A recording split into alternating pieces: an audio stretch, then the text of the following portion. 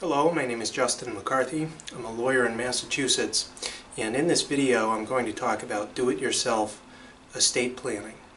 And I'm going to give you 3 good reasons why you shouldn't draft your own last will and testament. And the first reason is that do-it-yourself wills are almost always more expensive to probate when you pass away.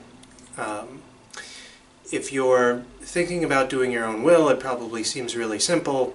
You just name your heirs, you state that you want your property to go to your spouse or maybe your children in equal shares, but that's really only part of what the will does.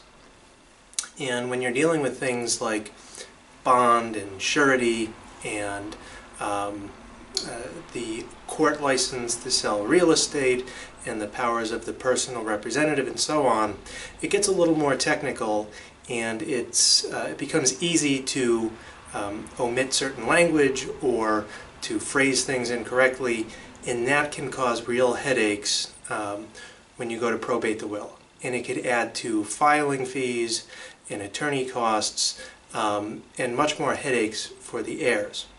So that's the first reason. The second reason is that do-it-yourself wills are always scrutinized much more closely by the court and by the clerks. A do-it-yourself will looks different from the wills drafted by attorneys. The will read differently.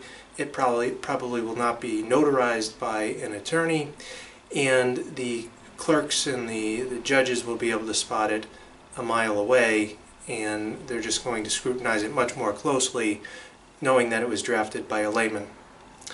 And then lastly, a do-it-yourself will is really not that much less expensive or not that much cheaper than just hiring a lawyer to do it, especially if you have a simple estate. If you want to leave everything to your spouse, or if your spouse dies before you, leave it to your children, you'll be able to find a lawyer to draft that will for you at a very reasonable rate. All right? If you go to a large law firm, they might charge you an exorbitant amount, but if you call around, you'll be able to find an attorney who will draft that will at a fairly reasonable price. If you have a more complicated estate, if you have children, say, from a prior marriage and you get remarried, or if your new spouse has children from a prior marriage, or if you're living with somebody as though you were married but you're not and you want your assets to go to that person, then that's a more complicated situation, and you'll probably have to pay more for an attorney to handle your estate plan. However, in a situation like that, you should almost never attempt to draft your will yourself. Okay, it's just a recipe for disaster.